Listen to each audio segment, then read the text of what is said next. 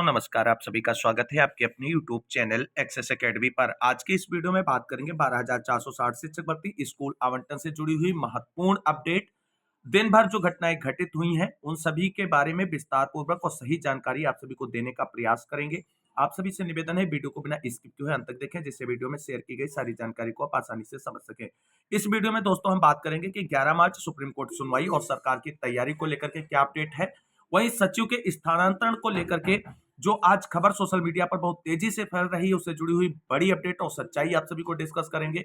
और आचार संहिता को लेकर के जो आप सभी के डाउट हैं और आप सभी को टेंशन है कहीं आचार संहिता लग गई तो हम सभी का स्कूल आवंटन नहीं होगा, उस पर भी महत्वपूर्ण जानकारी डिस्कस करेंगे। और आज का प्रयास क्या रहा स्कूल आवंटन को लेकर के, उसके साथ साथ अर्पित श्रीवास्तव की तरफ से सभी चयनित साथियों को क्या संदेश प्रेषित किया गया है, तो सब कुछ विस्तार पूर्वक जानेंगे। बस वीडियो में अंत तक बने रहें। तो आइए साथियों शुरू करते हैं आज का ये वीडियो। सबसे पहले बात करेंगे 12,460 शिक्षक भर्ती में स्कूल आवंटन को लेकर के किए जा रहे प्रयासों के क्रम में आज जो प्रयास किया गया उससे जुड़ी हुई महत्वपूर्ण अपडेट के बारे में। तो देख लेते हैं आज का जो प्रयास रहा उसमें क्या आगे की कार्रवाई सुनिश्चित करने को लेकर के बात निकलकर सामने आ रही है। तो दोस्तों आप सभी लोग देख सकते हैं ये तस्वीर अनूप सिंह भाई की है और आप सभी लोग जानते हैं कि पिछले कुछ दिनों से 12,460 शिक्षक भर्ती में स्कूल आवंटन को लेकर के अनूप सिंह भाई की तरफ से जिस तरीके से सक्रियता दिखाई जा रही है और बढ़ चढ़कर प्रयास किया जा रहा है, उसी क्रम में आज उनकी तरफ से एक प्रयास किया गया है स्कूल आवंटन को लेकर के। उससे जुड़ी हुई अपडेट आप यहाँ पर देख सकते हैं कि आज दिनांक 25/2/2024 को मथुरा पंचायत से लौटते हुए मेरे मित्र विधि प्रकोष्ठ प्रदेश अध्यक्ष राष्ट्रीय लोकदल व पूर्व जिला अध्यक्ष माननीय श्रीमान भूपेंद्र चौधरी जी से वार्ता हुई। अध्यक्ष जी आज राष्ट्रीय लोकदल के राष्ट्रीय अध्यक्ष श्रीमान जयंत चौधरी जी के साथ मथुरा में थे। यमुना एक्सप्रेस वे पर वह मेरे द्वारा उन्हें 12,460 शिक्षक भर्ती से जुड़े पूरे प्रकरण से अवगत कराया गया। उनके द्वारा राष्ट्रीय अध्यक्ष लोकदल को सारी जानकारी दी गई और राष्ट्रीय अध्यक्ष जी द्वारा 1-2 दिन में दिल्ली में हमें मीटिंग के लिए बुलाया गया है और मेरे द्वारा उन्हें बताया गया कि हमने यह मैटर शिक्षा मंत्री जी को बता दिया है। तो उन्होंने कहा कि शिक्षा मंत्री ने क्या कहा, मेरे द्वारा उनसे अनुरोध करने पर उन्होंने मुख्यमंत्री के समक्ष इस मुद्दे को उठाने का आश्वासन दिया है। वह कहा है कि मैं आप लोगों की वार्ता भी मुख्यमंत्री से जल्द ही करवाऊंगा। तो कुल मिलाकर के आप सभी लोग देख रहे हैं कि अर्पित श्रीवास्तव की तरफ से भी माननीय मुख्यमंत्री जी से मुलाकात करने के लिए अयोध्या के हनुमानगढ़ी के महंत जी से बात की गई और उन्होंने कहा है कि हम आपको मुख्यमंत्री योगी आदित्यनाथ जी से मिलवा देंगे। और वहीं आप यहां पर देख सकते हैं अनूप सिंह की तरफ से भी यह प्रयास किया जा रहा है कि मामले को जल्द से जल्द सॉर्ट आउट कराने के लिए माननीय मुख्यमंत्री जी तक अपनी बात पहुंचाई जाए। और जिसके क्रम में आज जो उनकी वार्ता और प्रयास रहा उससे यही चीज निकलकर सामने आ रही कि अब बहुत जल्द 12,460 शिक्षक भर्ती के चयनित साथी मुख्यमंत्री जी के पास स्कूल आवंटन को लेकर के पहुंचने वाले हैं अपने निवेदन के ज्ञापन को, और वहां से इन्हें पूरी उम्मीद है कि न्याय जरूर मिलेगा। तो ये प्रयास आज अनूप सिंह की तरफ से किया गया और स्कूल आवंटन के क्रम में, और उम्मीद करते हैं कि जल्द माननीय मुख्यमंत्री योगी आदित्यनाथ जी से मुलाकात होगी और निवेदन स्वरूप जो हम लोगों का ज्ञापन है वो उन तक पहुंचेगा। हमारी समस्याओं को दृष्टिगत रखते हुए माननीय मुख्यमंत्री योगी आदित्यनाथ जी की तरफ से एक बेहतर फैसला लिया जाएगा स्कूल आवंटन को लेकर के। अब बात करते हैं अगली महत्वपूर्ण अपडेट के बारे में जो 12,460 शिक्षक भर्ती में स्कूल आवंटन से जुड़ी हुई है। तो दोस्तों अब बात कर लेते हैं कि 12,460 शिक्षक भर्ती में स्कूल आवंटन से जुड़ी हुई महत्वपूर्ण जानकारी के साथ साथ अर्पित श्रीवास्तव की तरफ से चयनितों को क्या संदेश प्रेषित किया गया है उसके बारे में। तो साथ ही आप सभी लोग बहुत परेशान हैं, 2 महीने का समय ऑलमोस्ट बीत चुका है आप सभी के स्कूल आवंटन के इंतजार में, और इसलिए सभी चयनित लगातार एक बड़े धरना प्रदर्शन की बात कर रहे हैं। लेकिन अभी आप सभी को बता दें मुख्य अगुवाकारों की तरफ से धरना प्रदर्शन की डेट नहीं घोषित की जा रही है और डर है कि कहीं धरना प्रदर्शन से मामला जो बनने वाला है वो बिगड़ ना जाए। लगातार हालांकि आप एससीईआरटी से खबरें यही निकलकर सामने आ रही कि स्कूल आवंटन किया जाएगा और जल्द किया जाएगा। अब विभाग का जल्द कितनी जल्द होगा ये चीजें बहुत महत्वपूर्ण हो जाएंगी क्योंकि लगभग 2 महीने का समय हम लोग ऑलरेडी व्यतीत कर चुके हैं जल्द जल्द करते हुए, और अभी भी जल्द ही हो रहा है। तो उसके लिए अब अर्पित श्रीवास्तव की तरफ से आप सभी लोगों के लिए महत्वपूर्ण जानकारी है, उस पर जरा नजर डाल लेते हैं, उसके बाद महत्वपूर्ण खबरों को डिस्कस करेंगे। यहां पर आप सभी लोग देख सकते हैं कि 12,460 शिक्षक भर्ती ये अर्पित श्रीवास्तव की पोस्ट है। आप लोग थोड़ा वेट कर लें, हम लोगों को की जो पिछले हफ्ते की कोशिश रही है वो बेकार नहीं जाएगी। बस कुछ दिन वेट कर लें और अभी कुछ करने की जरूरत नहीं है। आगे जैसा होगा उस हिसाब से आगे की रणनीति बनाते हुए फैसला लिया जाएगा। और अर्पित श्रीवास्तव की तरफ से ये आप सभी को संदेश है कि 5 मार्च तक हम सभी को अभी कोई बड़े एक्शन को अंजाम नहीं देना है। केवल और केवल जो सकारात्मक रूप से आगे प्रयास किए जा रहे हैं उनको जारी रखना है। उसके बाद यानी 5 मार्च के बाद जरूरत पड़ी तो एक बड़े धरने प्रदर्शन का भी आयोजन किया जाएगा। फिलहाल तब तक एक प्रयास करते रहना है, जनप्रतिनिधियों से अपनी बात जो है ऊपर पहुंचाते रहना है, जिससे आपका एक दबाव बना रहे और विभाग और मंत्रालय को ये पता चलता रहे कि 12,460 शिक्षक भर्ती में चयनितों को जो स्कूल आवंटन का इंतजार है उस पर हमें आगे कार्रवाई सुनिश्चित करनी है। और उसके बाद आप सभी को बता दें, अगर 5 मार्च तक अर्पित श्रीवास्तव के अकॉर्डिंग कोई बड़ा डिसीजन विभाग की तरफ से स्कूल आवंटन पर नहीं लिया जाता है तो आगे बड़े कार्रवाई को अंजाम दिया जाएगा और सरकार पर दबाव बनाने का कार्रवाई की जाएगी। तो ये महत्वपूर्ण जानकारी है।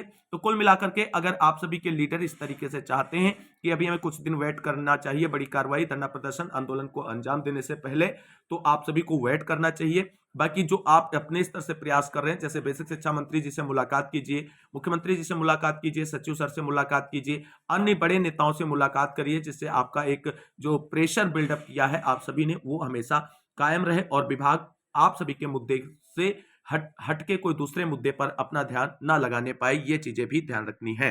अब बात कर लेते हैं आज की महत्वपूर्ण अपडेट जो आप सभी को बहुत परेशान कर रही और कई बहनों के भाइयों के कमेंट आए कि सर क्या ऐसा है या वैसा नहीं, तो उसको अब आप सभी के साथ क्लियर करने वाले हैं।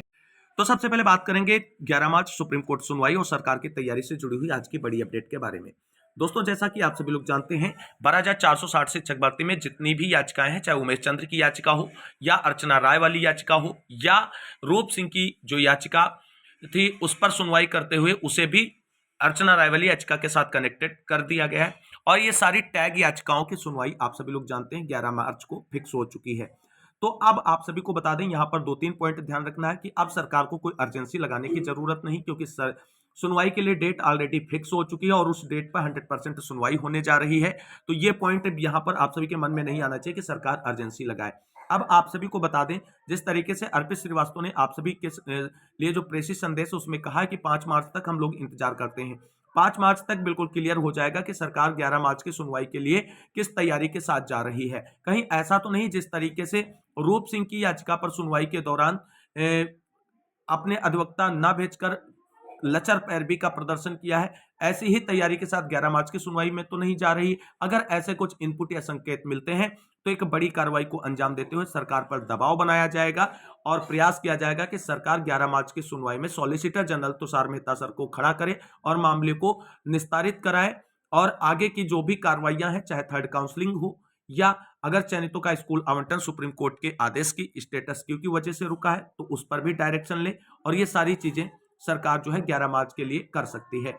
अब आप सभी को बता दें 11 मार्च की सुनवाई महत्वपूर्ण क्यों है, क्योंकि आप सभी को बता दें जितनी भी इसमें याचिकाएं कनेक्टेड है जिनकी सुनवाई होनी है, चाहे अर्चना राय की हो चाहे रूप सिंह की हो, सभी पर सरकार को काउंटर एफिडेविट फाइल करना है। और जब तक सरकार काउंटर एफिडेविट फाइल नहीं करेगी तब तक इस मामले की सुनवाइयों का कोई मतलब नहीं है, डेट आगे बढ़ती रहेगी। अब वहां से 2 पॉइंट है, अगर उससे पहले सरकार और विभाग स्कूल आवंटन नहीं करती है तो 11 मार्च की सुनवाई में सरकार जो है स्कूल आवंटन के लिए डायरेक्शन ले और ऑर्डर अगर क्लेरिफाई उसको नहीं है तो ऑर्डर क्लेरिफाई कराए और अपना एफिडेविट जरूर सबमिट करे। क्योंकि एफिडेविट इसलिए मांगा गया है कि 6470 पदों को भरने के लिए जो प्रक्रिया विभाग ने अपनाई है, जो एक्सरसाइज विभाग ने की है, उसके स्पष्टीकरण को लेकर के एफिडेविट मांगा गया है और उस एफिडेविट पर ही सभी याचिकाओं का भविष्य टिका हुआ है। तो कुल मिलाकर के 11 मार्च की जो सरकार की तैयारी है अभी तक बिल्कुल स्पष्ट नहीं है कि किस तरीके से वो मामले को पैरवी करेंगे, क्या एफिडेविट फाइल होगा, क्योंकि एफिडेविट फाइल करना अब बहुत इंपॉर्टेंट हो जाता है, क्योंकि कोर्ट ने जो एफिडेविट फाइल करने के लिए समय दिया था वो ऑलरेडी बीत चुका है और सुनवाई आगे बढ़कर लगी है। तो ऐसे में सरकार को वहां पर अपना एफिडेविट फाइल करना ही होगा और उसमें विभाग का बहुत रोल होगा। अब देखना यह है कि 11 मार्च की सुनवाई को किस तरीके से टैकल करती है सरकार। अगर सरकार का एफिडेविट एक्सेप्ट होता है कोर्ट के अंदर तो ये सारी याचिकाएं जो तमाशा चला रही हैं, चंदा कमाने के लिए और भर्ती को फंसाने के लिए वो अपने आप समाप्त हो जाएंगी और मामला स्वतः निस्तारित हो जाएगा।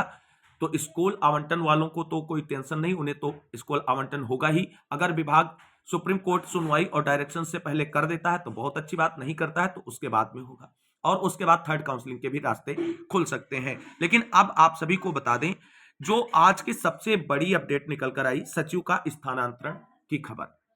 साथियों, आप सभी को बता दें, ये इतने बड़ी पोस्ट पर बैठे आईएएस पीसीएस लेवल के अधिकारी, इनको खुद नहीं पता होता है कि हमारा स्थानांतरण किस दिन होने वाला है और सरकार और की तरफ से इनके स्थानांतरण का नोटिस इशू कर दिया जाता है, तब इनको पता होता है कि हमारा स्थानांतरण इस दिन होने वाला है और इस विभाग में होने वाला है। अब हम सुबह से देख रहे हैं सोशल मीडिया पर तेजी से खबर वायरल हो रही कि 11 मार्च सचिव सर का स्थानांतरण होने जा रहा है, दूसरे विभाग में जाने वाले हैं, कोई नवीन कार्यभार इनको मिलने वाला है। ये चीजें जब खुद उस आईएएस पीसीएस अधिकारी को नहीं पता होती हैं, जिसका स्थानांतरण होने वाला होता है, जिसको नई जिम्मेदारी दी जाने वाली होती है, तो ये आप सबको कैसे पता चल गया? तो ये केवल और केवल सोशल मीडिया पर अफवाहें फैलाई जा रही हैं। सचिव सर के स्थानांतरण की जानकारी केवल और केवल सचिव सर को होगी और तब होगी जब नोटिस इशू कर दिया जाएगा, यानी एक लिस्ट निकाली जाती है सरकार की तरफ से कि इतने आईएएस या पीसीएस अधिकारियों का तबादला किया जा रहा है, इनका इस विभाग में किया जा रहा है, और उससे पहले सारी चीजें आपको कैसे पता चल गई? तो ये चीज बिल्कुल अफवाह है। अगर सचिव सर का स्थानांतरण या प्रमोशन या जो भी प्रक्रिया होनी भी है, तो वो चीजें अभी पब्लिक मोड में नहीं है और ये केवल और केवल भ्रम फैलाने के लिए खबरें निकालकर सामने आ रही हैं। क्योंकि आप सभी लोग खुद इतने समझदार हैं, शिक्षित हैं, फिर भी पता नहीं क्यों इसमें फंस जाते हैं कि ये चीजें, ये सचिव का स्थानांतरण हो जाएगा, अब स्कूल आवंटन कैसे होगा, क्या होगा? सचिव सर आपका स्कूल आवंटन करके जाएंगे, ये आप बात बिल्कुल बेफिक्र होकर के नोट डाउन कर लीजिए। क्योंकि सचिव सर का स्थानांतरण जब होगा तो वो केवल बात सरकार को और विभाग जो गृह मंत्रालय उसे पता होगा, ना कि आप सभी को पता होगा कि सचिव सर का स्थानांतरण होने जा रहा है और उस विभाग में होने जा रहा है। तो अभी तक आप सभी को बता दें, सचिव सर के स्थानांतरण 11 मार्च की जो खबर है वो पूरी तरीके से फेक और फर्जी है। ऐसी अफवाहें जो आप सभी तक पहुंचाते हैं उनसे जरूर पूछें कि आपको ये किसने बताया कि सचिव सर का 11 तारीख को स्थानांतरण होने जा रहा है, नवीन पदभार मिलने जा रहा है। अगर कोई आपके पास सरकारी एप्लीकेशन जो विज्ञप्ति है स्थानांतरण की वो है तो उसे जरूर प्रेषित करें, अन्यथा ऐसी अफवाह भरी खबरें ना फैलाएं। बाकी चीजें बात कर लेते हैं आचार संहिता को लेकर के। तो साथियों, आप सभी को बता दें, अभी आचार संहिता लगने की कोई डेट फिक्स नहीं। प्रोबेबली ये बोला जा रहा है कि 12 मार्च से कभी भी आचार संहिता लग सकती। ये ऑलरेडी हमने आपको बहुत पहले बता दिया था कि मार्च के सेकेंड वीक में आप सभी को आचार संहिता की संभावना बन रही है और वहां से आचार संहिता लग सकती है। लेकिन अभी इस पे भी डाउट है, क्योंकि जब तक ऑफिशियल नोटिस भारत निर्वाचन आयोग की तरफ से आचार संहिता का नहीं आता है, तब तक आप सभी लोग ये ना मानकर चलें कि 12 मार्च को आचार संहिता लग रही है। फिलहाल आप सभी को बता दें, 12 मार्च से अगर आचार संहिता लग भी रही है तो आप सभी के स्कूल आवंटन को लेकर के कोई दिक्कत नहीं है। विभाग अगर आपका स्कूल आवंटन करना चाहेगा, उम्मीद तो यह है कि उससे पहले स्कूल आवंटन हो जाएगा। मान लीजिए अगर उसके बाद स्कूल आवंटन की नौबत आती है आचार संहिता लगने के बाद, तो एक छोटा सा प्रोसेस होता है जिसके अंतर्गत विभाग परमिशन ले लेगा चुनाव आयोग से और आप सभी का स्कूल आवंटन कर दिया जाएगा। क्योंकि आप लोग रनिंग में हैं, आपका कोई नया विज्ञापन निकाल के आपको कुछ नहीं किया जाना है, तो वो चीजें आपको बिल्कुल नहीं सोचनी है। आपको केवल सोचना है स्कूल आवंटन कैसे हो, किस तरीके से प्रयास किया जाए जिससे जल्द से जल्द स्कूल आवंटन हो। बाकी चीजें आप खुद समझदार हैं, सब शिक्षित हैं, शिक्षक हैं, परेशान ना हो। जो जानकारी होगी उसको क्लेरिफाई करने के बाद आप तक पहुंचाने का प्रयास करेंगे। एक बार फिर से निवेदन करेंगे कि अभी भी समय है कि जो ये आपस में तोड़ मरोड़ आरोप प्रत्यारोप चल रहे हैं, ये बहुत नुकसानदायक हैं। आपको बता दें, विपक्षी उतना आपको नहीं कमजोर कर सकते हैं जितना आपके ये भीतरघात जो चल रही है ये आपको कमजोर कर रही है। आपको बता दें, किसी की नौकरी अभी नहीं जा रही है, किसी का कुछ नहीं जा रहा है, चाहे 0 जनपद का हो चाहे 51 जनपद का हो। जो चयनित है वो सिर्फ चयनित है, वो मिल करके अपनी नियुक्ति के लिए प्रयास कर ले, बाकी की चीजें आगे चलती रहेंगी। एक बार अगर स्कूल आवंटन हो गया तो सारा मामला रफा दफा हो जाएगा, सबके ताजिया दफन हो जाएंगे, फिर किसी को कोई कुछ इसमें आगे कैरी ऑन नहीं करेगा। तो ये चीजें हैं, आपको समझना होगा। आप सभी लोग शिक्षक हैं और भ्रामक खबरों से बचना होगा, क्योंकि भ्रम इसीलिए फैलाया जाता है कि चयनित प्रयास करना छोड़ दें स्कूल आवंटन के लिए, और फिर हम अचयनित लोग और चंदेबाज लोग मिल करके लोगों को ठगें और लूटें और अपनी जेबें भरें और लोगों का आर्थिक शोषण लगातार करते रहें वर्षों तक। तो इन सभी चीजों को समझना होगा, आगे कार्रवाई सही तरीके से बढ़ानी होगी, प्रयास जारी रखना है, स्कूल आवंटन जल्द होगा। बाकी चीजें जो सही निकलकर सामने आएंगी आपको चैनल के माध्यम से डिस्कस की जाएंगी। इस वीडियो में बस इतना ही, मिलते हैं अगली वीडियो में, तब तक के लिए सभी साथियों को जय हिंद, जय भारत, वंदे मातरम।